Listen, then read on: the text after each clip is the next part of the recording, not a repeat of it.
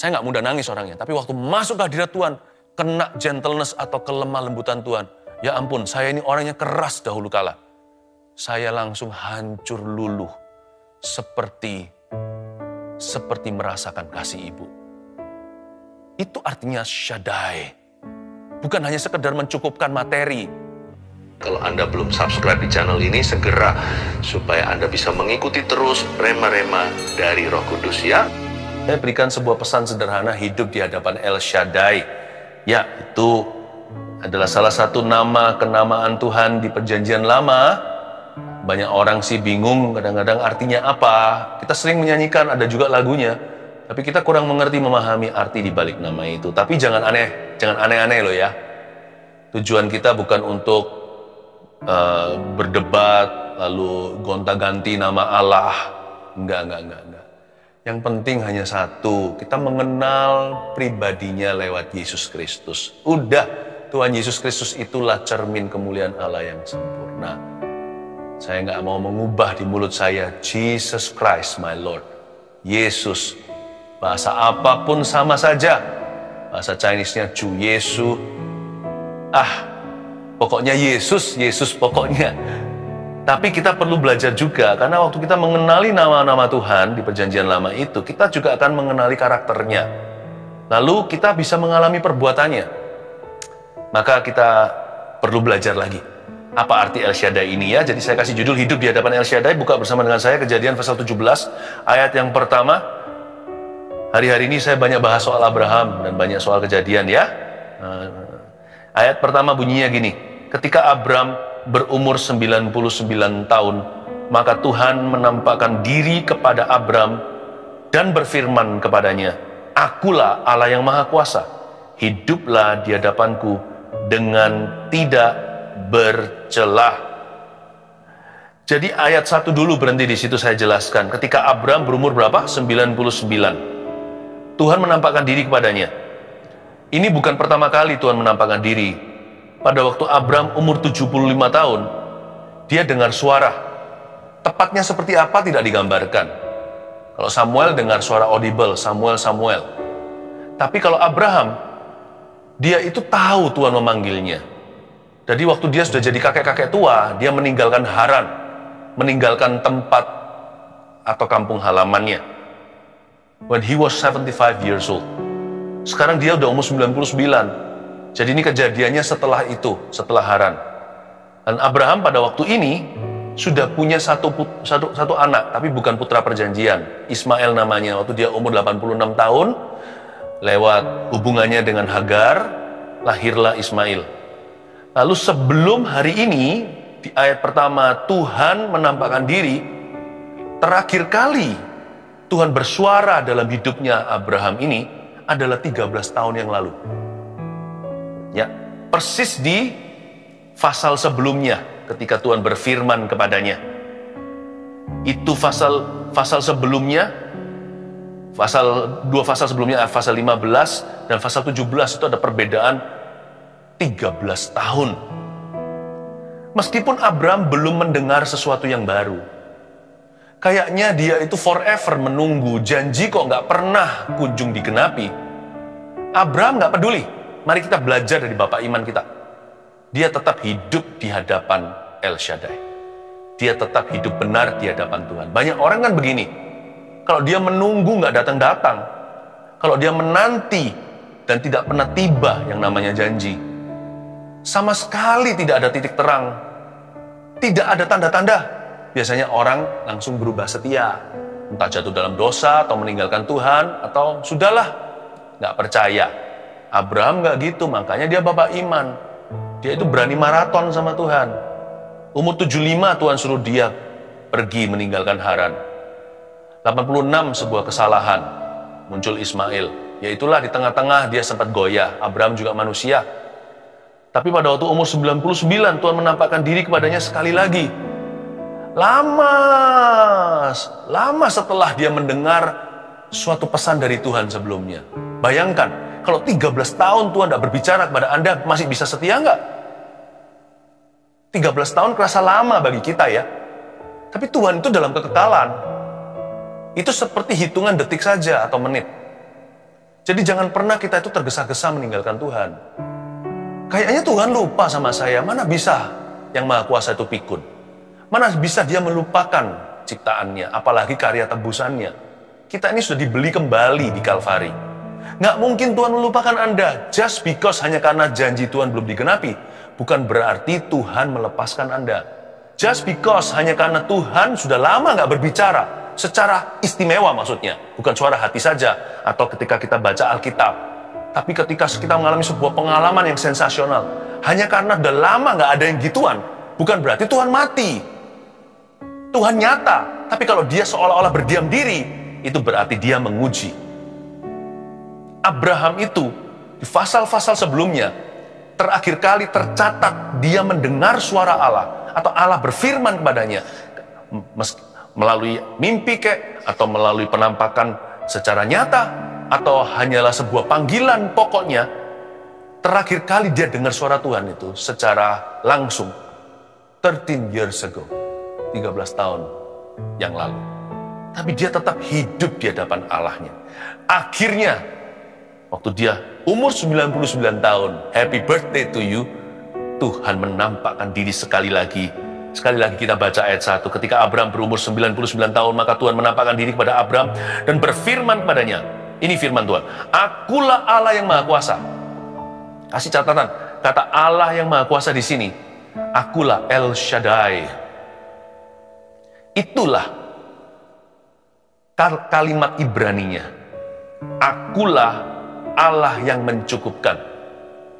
El Shaddai itu artinya God of all, I am God all sufficient, atau akulah Allah yang menyediakan.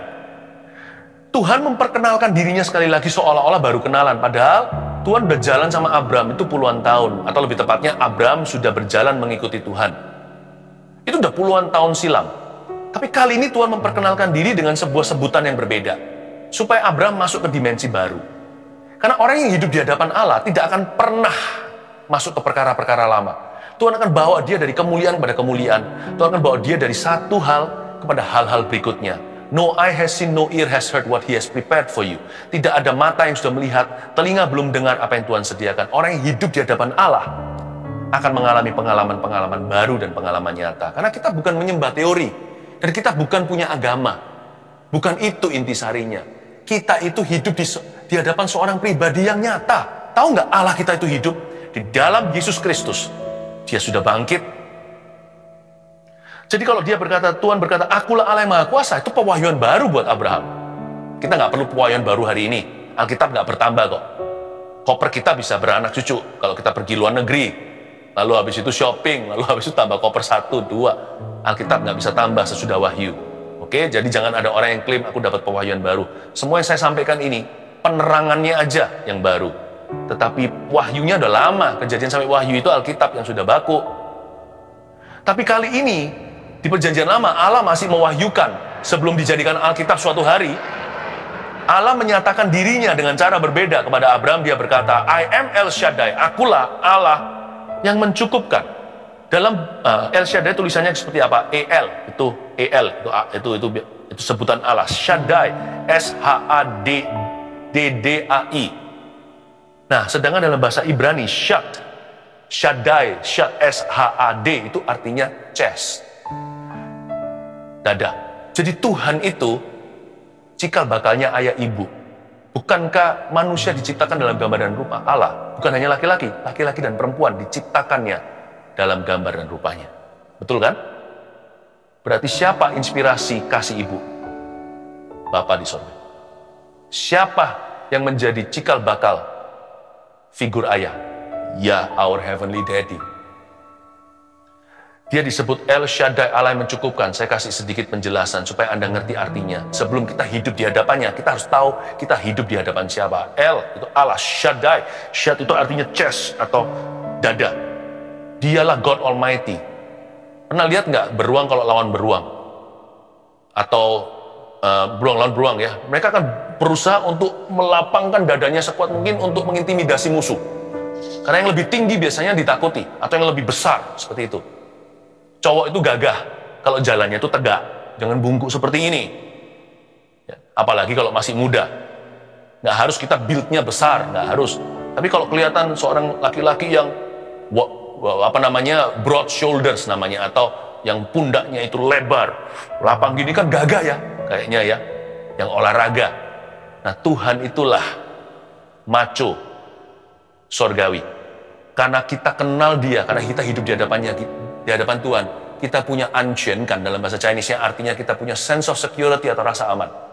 Orang yang hidup di hadapan Tuhan pasti aman dengan dirinya. Karena damai sejahteranya bukan dari bumi.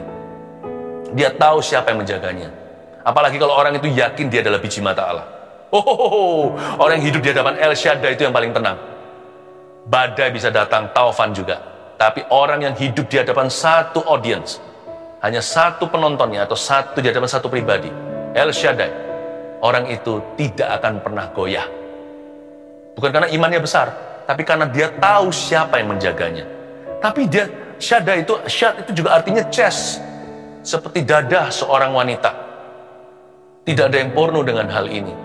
Disitulah seorang bayi pertama kali merasakan kasih ibu. Dia merasakan cinta itu dari mama. Tuhan itu lembut, bukan hanya macho. He is gentle too. Inspirasi kasih ibu itu dari Tuhan kita. Sebelum mama dan anak punya ari-ari, Tuhan yang ciptakan Adam dan Hawa. Kadang-kadang saya penasaran aja, mereka punya ari-ari atau enggak ya? Karena mereka enggak dari kandungan, langsung diciptakan dari tanah, dihembusi oleh Roh Kudus. Tuhan kita tuh gentle sekali. He's our embracing God. Dia adalah Allah yang memeluk kita, yang meninabobokkan kita, yang menimang-nimang. Sifat keibuan. Sifat keibuan itu dari siapa? Dari Tuhan. Sifat keibuan.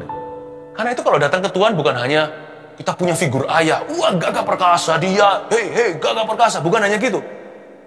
Kenapa orang masuk hadirat Allah ada yang nangis, ada yang terjama, ada yang terharu. Jangan pernah kita ejek mereka, icengeng lu. Orang itu hidup di hadapan Allah, dia ngalami sesuatu. Malah kita harusnya cemburu. Kok kita nggak begitu? Saya nggak mudah nangis orangnya, tapi waktu masuk ke hadirat Tuhan, kena gentleness atau kelemah lembutan Tuhan. Ya ampun, saya ini orangnya keras dahulu kala. Saya langsung hancur luluh, seperti merasakan kasih ibu. Itu artinya Shaddai. Bukan hanya sekedar mencukupkan materi. Sekarang kita mengerti, kalau kita tahu papa kita itu mencintai kita, ayah kita, dia pasti akan provide. Kalau kita punya hubungan yang sehat dengan ayah kandung kita, atau siapa yang jadi pengasuh kita, atau figur bapak dalam hidup ini, kita nggak perlu khawatir. Papa pulang pasti bawa roti, pasti bawa makan. Papa nggak akan biarkan aku kelaparan. Jadi imannya bukan pada berkat, imannya pada pribadi itu. El Shaddai, berarti dia beriman pada sang ayah. My dad will provide for me. Papa aku akan melindungi. Nggak mungkin bisa lama-lama. Kalau tiba-tiba di rumah ada kalajengking gitu. Wah, yang teriak-teriak, yang cari siapa? Papa. Biasanya nggak cari mama. Papa. Kecuali papanya langsung manjat dinding ya, mamanya yang turun tangan. Tapi papa yang dicari. Tapi waktu kita sakit, siapa yang kita cari? Kita cari ibu. Mama minta obat. Lalu ditem berapa suhu tubuh, diselimutin, dibikinkan sop. Itu Tuhan semua dalam hidup kita, seperti itu. Ya, karena kita tahu dia itu siapa, El Shaddai, kita hidup di hadapan siapa. Kita nggak takut kekurangan. Dan ketika kita itu rasa gagal, nggak ada yang terima, semua orang nggak suka, rasanya itu gelisah, bete, aduh nggak mau bangun tidur hari ini.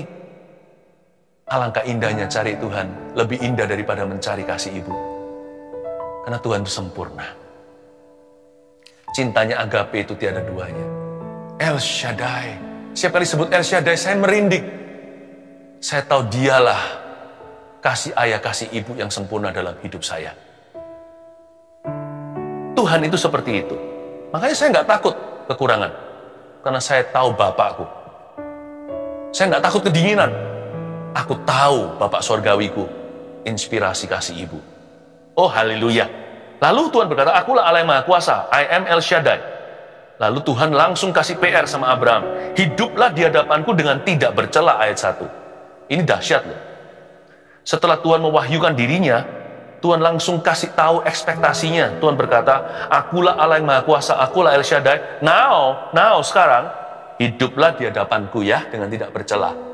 Aku nggak mau kamu main agama-agamaan, gitulah kira-kira Tuhan ngomong sama Abraham. Aku mau hubungan yang real. Real relationship. Religions don't amuse God.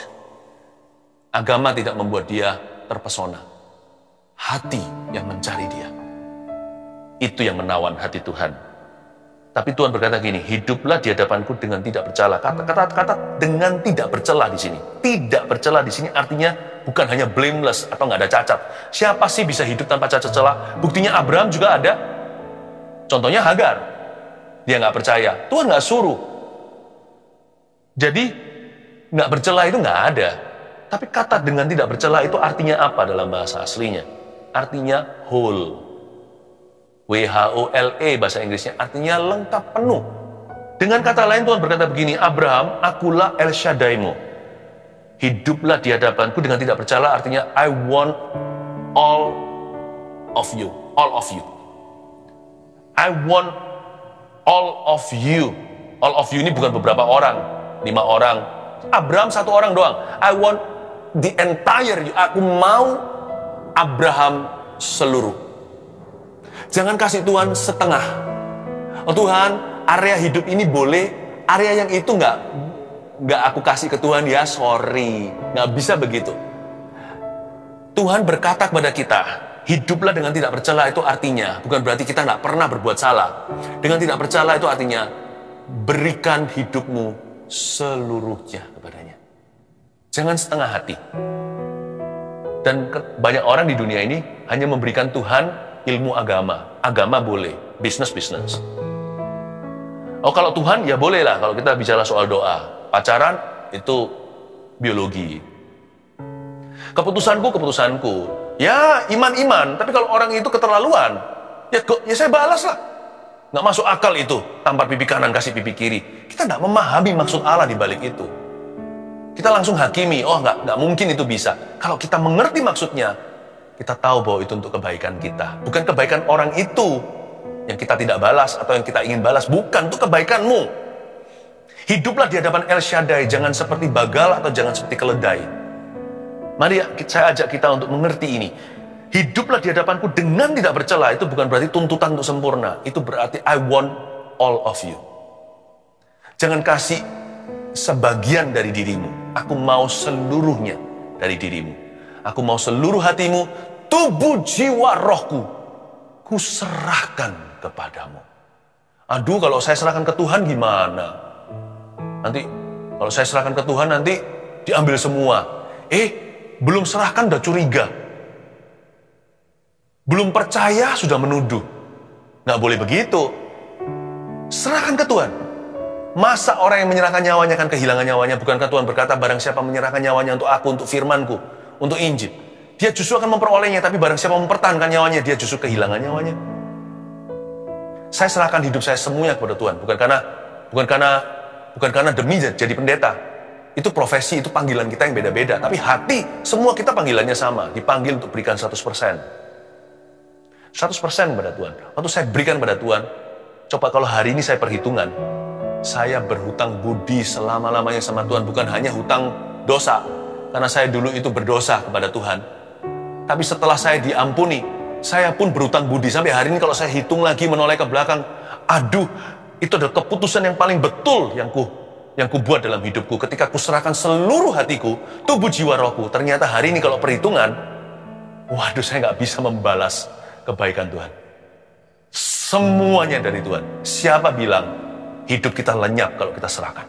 Malah kita menemukan kehidupan yang sesungguhnya. I am El Shaddai. I'm more than your father and mother combined. Aku lebih daripada ayah dan ibumu. Oh haleluya. Ayat 2. Aku akan mengadakan perjanjian antara aku dan engkau. Dan aku akan membuat engkau sangat banyak. Ayat 2 itu ya. Kalau membaca Alkitab ya. Tolong dikasih perhatian khusus untuk setiap kata aku akan. Let's learn to know. Mari kita betul-betul menangkap the divine will and shall. Will, I shall. Aku akan. Semua kata-kata akan yang ilahi itu mengandung janji. Aku akan mengadakan perjanjian antara aku dan kau. Aku akan membuat engkau sangat banyak. Hidup di hadapan El Shaddai itu tidak merugi. Bukan berarti kita itu pikirannya materi atau motivasi atau manipulasi. Enggak, tapi saya beritahu sebagai fakta, kebenaran. Hidup di hadapan Tuhan itu Tuhan yang rugi punya kita, bukan kita yang rugi punya Tuhan. Sebab Tuhan itu adalah Allahnya. Tuhan adalah Allah, aku akan. Kita hanya janji-janji doang terus terang. Tuhan, aku akan taat padamu. Jatuh dalam dosa. Aku akan hidup suci. Besok kehilangan kekudusannya. Bedanya kita sama Tuhan, kita nggak bisa dipercaya. Aku akannya Allah, sumber percaya. Sebenarnya hidup di hadapan El Shaddai, siapa yang rugi, siapa yang untung? Bukankah yang rugi itu Tuhan punya kita?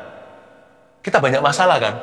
Kita selalu menyerbu tahta Tuhan membawa apa? Problema. Tapi Tuhan datang ke hidup kita membawa apa? Membawa berkatnya, urapannya, deliverance, kelepasannya, kesembuhannya. Kita bawa ke Tuhan sakit penyakit saja.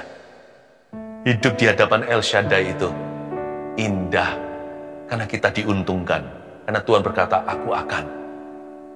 Kalau Tuhan sih nggak perlu nunggu sama kita. Tuhan ampuni kita dulu. Nggak ada kan orang yang terima keselamatan gini. Kita janji dulu, tulis di kertas, turun 100 halaman, aku akan bertobat. Tuhan ampuni ketika kita percaya.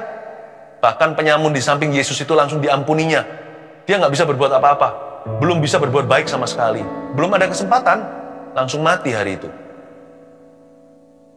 Tapi kalau Tuhan berkata, aku akan. Itu berarti Tuhan mau memberkatimu. Kita punya aku akan tidak diperlukan. Betapa indahnya ya hidup di hadapan El Shaddai. Di hadapan Tuhan yang menyediakan, Allah yang mencukupkan. Untung loh. Saya anggap goal saya hari ini sharing ini bukan supaya saya memberi Anda tips gimana diberkati, atau memberi Anda tips bagaimana jadi orang lebih baik. Enggak. Kalau Anda dan saya bisa sadar betapa beruntungnya kita ini punya Tuhan. Sudah cukup. Tercapai sudah tujuan daripada sharing ini. Hidup di hadapan El Shaddai, it's your blessing, itu untungmu dan untungku. Jangan lepaskan dia. Kalau sesuatu itu super berharga, jangan lepaskan. Cowok kejar cewek, udah dapat jadi girlfriendnya, tunangannya, dipegang betul-betul, jangan sampai nanti direbut orang. Apalagi Tuhan, manusia itu gak sempurna kasihnya. Manusia itu juga akan menua, tapi Tuhan yang kekal itu jangan dilepaskan. Jangan dikit-dikit ngancam meninggalkan Tuhan. Hidup di hadapan El Shaddai itu adalah posisi privilege atau sebuah kedudukan istimewa. Please jangan lepaskan sampai kapanpun. Catat ini, jangan lepaskan sampai mati. Itulah hartamu sesungguhnya. Ayat 3, lalu sujudlah Abram dan Allah berfirman kepadanya, dari pihakku, inilah perjanjianku dengan engkau. Engkau akan menjadi bapa sejumlah besar bangsa. Karena itu namamu bukan lagi Abram, melainkan Abraham, karena engkau telah kutetapkan menjadi bapa sejumlah besar bangsa. Ayat 4, dari pihakku. Sebuah perjanjian itu kan dua sisi. Dari sisinya Tuhan nih, dari pihak saya kata Tuhan, inilah perjanjianku dengan engkau. Engkau akan menjadi bla bla bla. Ya. Lalu lihat ayat 6. Aku akan membuat engkau beranak cucu sangat banyak. Engkau akan kubuat menjadi bangsa-bangsa. Dan daripadamu, garis bawah ini, akan berasal raja-raja. Kenapa digaris bawahi? Karena ini pertama kali muncul di kitab Kejadian di Alkitab. Daripadamu akan berasal raja-raja. Sebelumnya, Abram hanya menerima janji soal keturunan, bahwa dia akan punya seorang anak. Atau plus satu lagi, Tuhan berjanji memberi dia tanah perjanjian atau sebuah negeri. Belum pernah terucapkan dari keturunan Abraham akan berasal raja-raja. Maksud saya apa? Kalau kita itu berani menanti dengan setia, nanti janji Tuhan itu digenapi dengan bunga-bunganya. Tuhan itu nggak pernah berutang sama manusia. Sekarang sama Tuhan di-upgrade. Ya, kalau di ekonomi nggak mengeluh, nanti di-upgrade sama Tuhan ke level berikutnya. Sekarang muncul kata akan berasal raja-raja, saya dapatkan sebelum pasal 17, nggak ada. Aku akan mengadakan perjanjian antara aku dengan engkau serta keturunanmu, turun-temurun menjadi perjanjian yang kekal, supaya aku menjadi Allahmu dan Allah keturunanmu. Ini pun nggak ada. Garis bawahi. perjanjian antara aku dan kau serta keturunanmu turun-temurun menjadi perjanjian yang kekal, itu nggak pernah ada bunyi begitu sebelum pasal 17. Saya rasa ini sudah beda nih sekarang liganya. Ini sudah naik kelas. Karena Abraham 13 tahun diuji Tuhan lewat silence. Silence is golden, people say.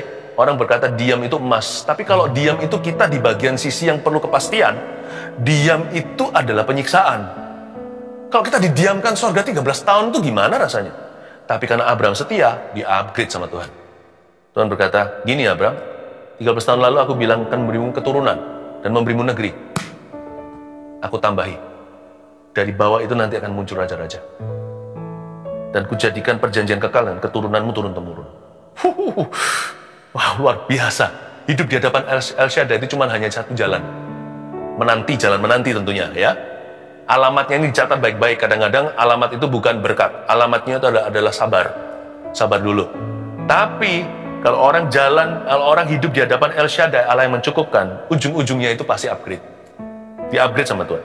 Kepadamu dan kepada keturunanmu kuberikan negeri ini yang kau diami sebagai orang asing, ayat 8. Yakni seluruh tanah Kanaan akan kuberikan menjadi milikmu untuk selama-lamanya, dan aku akan menjadi Allah mereka. Ini yang saya sebut fulfillment with interest. Full blown interest. Ini namanya penggenapan janji dengan bunga yang menjadi-jadi. Enak kita lihat gini, kita bangga kan, kita senang. Tapi Abraham yang menjalani 13 tahun, sepi. Silent night, holy night sungguhan itu, malam sunyi senyap. Percayalah, kalau Tuhan mengujimu, Tuhan tidak berhutang padamu. Allah kita itu maha serius kalau bicara soal rencananya dalam kehidupan anak-anaknya. Alkitab mengatakan dengan jelas di sini, dari pihakku inilah perjanjianku. Berarti Tuhan itu serius. Nah, kita harus serius juga. Serius bukan berarti nggak punya selera humor. Maksud saya serius itu komitmen. Ayat 9. Lagi firman Allah kepada Abraham, dari pihakmu. Nah, sekarang dari pihak kita nih. Dari pihakmu engkau harus memegang perjanjianku. Engkau dan keturunanmu turun-temurun. Jangan hanya suruh Tuhan yang serius, kita juga harus serius. Jangan bertepuk sebelah tangan dengan Tuhan. Bahkan tepuk sebelah tangan nggak bisa dalam pernikahan, apalagi sama Tuhan. Kita harus meresponi. Ulangi lagi, meresponi. Katakan dalam hatimu, aku harus meresponi Tuhan. Karena Tuhan sekalipun sudah mati di Kalvari, kalau orang tidak terima Yesus, dia tetap mati. Tetap kalau dia mati di luar Tuhan, dia binasa. Bahasa anak kecilnya masuk neraka. Tetap, sekalipun Tuhan sudah mati untuk dia, sekalipun Tuhan sudah mencucurkan darahnya, orang itu tetap binasa. Nggak bisa bertepuk sebelah tangan. Meskipun Tuhanlah maha setia, ketika kita nggak setia, dia jemput kita. Yang lalu-lalu, saya pernah juga di saat teduh ajarkan kan, bukan karena Abraham itu sempurna, Tuhan itu yang jemput dia berkali-kali dari kesalahan. Agarlah, waktu dia ke Mesir lah. Kalau bukan Tuhan, janji itu tidak bisa bertahan. Janji itu bertahan karena lawyernya adalah Tuhan, karena Tuhanlah pembelanya. Kalau dari Abraham udah gagal total, sama seperti kita. Namun demikian, diperlukan respon hati dari kita. Kita harus meresponi, dari pihakmu engkau harus memegang perjanjianku. Inilah perjanjianku, ayat 10 yang harus kamu pegang. Perjanjian antara aku dan kamu serta keturunanmu. Yaitu setiap laki-laki di antara kamu harus disunat. Ini perjanjian lama ya. Sunat ini lahiriah secara badan sungguhan. Anak laki-laki harus disunat. Haruslah dikerat kulit katanmu. Dan itulah yang akan menjadi tanda perjanjian antara aku dan kamu. Anak yang berumur 8 hari haruslah disunat. Yakni setiap laki-laki di antara kamu turun-temurun, baik yang lahir di rumahmu, maupun yang dibeli dengan uang dari salah seorang asing, tetapi tidak termasuk keturunanmu. Berhenti di situ, saya jelaskan ini ya. Dari sisinya Abraham zaman itu, ada hukum sunat namanya. Perjanjian sunat. Circumcision. Itu menunjukkan keseriusan Abraham dan seluruh rumah tangganya dan suku Yahudi nantinya. Kenapa sunat? Karena saya mikir ini ya, ini bukan sesuatu yang tabu untuk dibicarakan, tapi sesuatu pewahyuan yang perlu kita tahu. Karena saya mikir, kenapa sunat ya? Kenapa kok nggak ditok gitu di mananya badannya, atau ditato di lengannya lah, atau gimana? Kenapa sunat? Saya beritahu terlebih dahulu, itu adalah bagian intim manusia. Itu adalah alat reproduksi, di mana dari situ cikal bakal bayi. Hubungan yang paling dekat dalam pernikahan suami istri itu di situ semuanya. Tuhan hendak mengatakan kepada kita, kalau mau jadi umat pilihanku, mau hidup di hadapan El Shaddai, mau betul-betul mengalami pekerjaan Tuhan, pastikan jangan main-main dengan kekudusan. Saya kasih 2 poin sederhana. Ini adalah bagian kita menunjukkan keseriusan kita yang hidup di hadapan Tuhan. Dari sisi Tuhan udah gak usah diuji. Tuhan tuh serius sekali dari sisi kita sekarang. Poin ke-1, jangan percaya pada daging. Tulis itu. Jangan percaya pada daging. Maksudnya apa? Jangan percaya pada kedagingan. Oh, aku ini fasilida kok. Pasti sukses nanti jadi orang. Yang rendah hati, bukan gagah perkasa, tapi Roh Kudus yang bekerja melaluimu. Oh, aku pintar, gelarku banyak. Jangan-jangan nanti yang tidak bergelar, yang dapat pekerjaan, Anda akan gigit jari. Nggak tentu. Oh, aku cakep, pasti dapat jodoh. Tapi nggak punya kecantikan batiniah. Mana-mana mengeluh. Nanti yang terakhir menikah. Nggak tentu. Jangan percaya pada daging. Soalnya kita, orang-orang Yahudi umat pilihan Allah ini sudah dicacati. Sengaja dicacatkan. Di area kebanggaan. Disitulah Tuhan memberikan kegagahan seorang pria. Disitulah cikal bakal keturunannya yang menjadi kebanggaannya. Tuhan cacatkan di situ. Dan itu hukum sunat. Hari ini nggak perlu ya, karena kita di perjanjian baru. Jadi seperti sunat seperti yang dilakukan oleh umat Tuhan Israel di perjanjian lama ini, kalau sekarang dilakukan di perjanjian baru untuk bayi-bayi, untuk anak-anak kecil, anak-anak, itu semuanya hanya untuk alasan higienis atau hanya untuk kesehatan atau kebersihan. Sudah tidak ada hubungannya dengan hubungan dengan Tuhan. Yang disebutkan oleh Paulus adalah sunat hati di situ. Jangan percaya pada kedagingan, jangan percaya diri berlebihan. Percaya diri itu harus dalam Tuhan. Saya percaya diri loh orangnya, kalau nggak gitu nggak berani bicara sama Anda seperti ini. Tapi saya percaya dirinya itu akarnya pada Tuhan, bukan pada diri saya. Kedua, taruh kekang pada nafsu ya. Tuhan bilang nantinya di ayat-ayat berikutnya, nggak usah saya baca. Siapa yang nggak disunat, dia harus dimusnahkan dari perkemahan. Dia nggak boleh ikut dalam rombongan umat Tuhan. Nafsu itu biasanya menggagalkan apa yang Tuhan janjikan dalam kehidupan kita. Bukan karena Tuhan gagal, tapi karena kita menolaknya. Esau contohnya kehilangan hak kesulungan. Tolong ditaruh kekang pada nafsu. Tuhan taruh pada tempat yang paling intim. Ditaruh sebuah tanda atau kekang di situ. Milik Tuhan. Bayangkan, setiap bayi Yahudi, umat Israel itu, anak laki-laki umur 8 hari, di alat kelaminnya, Tuhan kasih tanda, belongs to the Lord. Mau pernikahannya bahagia?